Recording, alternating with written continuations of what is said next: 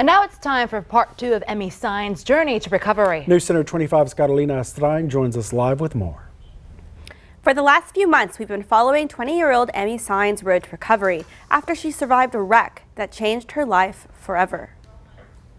Months after the wreck, Emmy Sines and her mother, Rosemary Bazan, have had to shift their mindset. We wanted to get more rehab for Emmy, and that didn't happen. So she only got the 12 combined physical therapy and occupational therapy visits. I was hoping to get her into more therapy. So for 2020, that's our goal, is to really hit hard on therapy where we can. And other than that, family-wise, we were all together, and that's a positive, good thing for us. We're all happy to be able to be one big family and have everybody with us. A community fundraiser planned by the family and friends helped the family with expenses to help Sines better adjust to her new limitations. After expenses and everything, I know we cleared about $18,000 to $20,000 in that neighborhood. If we get to recover anything else after that, it'd be great. But that's our good starting point right now. And of that, we've been able to, like I said, pay for what wasn't covered as far as her wheelchair is concerned, and other equipment and medical devices and stuff that we've needed for her. We've been able to get on the ball with that stuff now, especially with New Year, new deductible is rolling in, so we'll have been able to, like, she has an appointment on Monday in Houston with the urologist, and that's going to be, they want the entire deductible paid up front for a test that she's going to have done come Monday, and so that out-of-pocket is already going to be met come Monday. Previously, Sines and her mother had held on tightly to hopes of Sines regaining the ability to walk, and now they've developed more realistic goals. My goal is to have her be able to have hand function. She's adapted well to her limitations so far, but if she were able to have hand function, I think that would just really open a whole new area of achievement for her in order to be able to be a little bit more independent with things such as, doing her own hair, bathing herself, doing her makeup independently without asking for people to grab things or open things for her. So may seem something small to somebody else, but to us that would be a great accomplishment in her having her independence. It's a reality that's been difficult to accept. Like, first month in, I had more unrealistic goals, as in, oh yeah, let me walk again.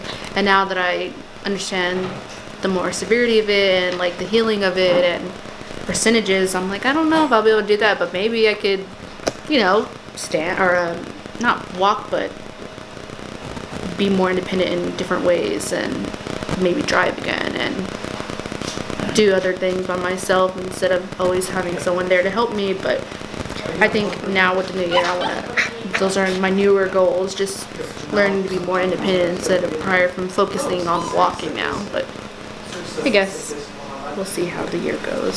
Sines has added a new member to the family that has been particularly helpful in improving her mood when she's blue.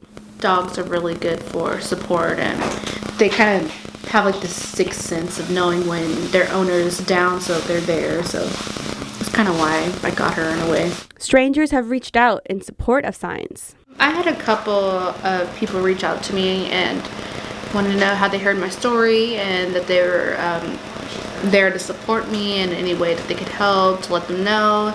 There's been a couple of people who do home remodeling and have offered, hey, can we go give you a quote on some bathroom models? We saw that y'all were looking for stuff like that. So I've had a couple of people reach out to me, which is really cool. And although she's facing new challenges, Sines says she's not ready to let go of hopes for a more independent lifestyle. Hopefully, I still want to go to school, so I kind of want to be in school and have a career maybe by then, see what I can do with my limited ability of doing things. So I guess just more in the future, wanting to plan for sure. While health insurance issues and expenses remain a constant stress, Sines says she couldn't face any of it without her friends and family. To learn more about Emmy Sines and her road to recovery, tune in Monday to experience a day in the life as Emmy Signs. Visit our website, crosswordstoday.com, to learn more. I'm Carolina Strain for your Hometown News. All right, Carolina, you had a unique understanding because you had a family member that was paraplegic. Yes, my tia Adriana, and she unfortunately passed in the fall, but it's just incredible to see Emmy's strength and positivity through all of this, and it has given me kind of a better understanding through maybe what my aunt was going through for those 14 years. Yeah, well, thank you, and thank you to everyone who reached out to her and helped her and is helping her. She'll need a lot more help ahead. And be sure to tune in Monday. I know y'all will definitely. Yeah. We'll have part 3, A Day in a Life, and this time Bria Woods, our digital executive producer, will narrate that story. Okay, wonderful. Thank you. We look forward to it.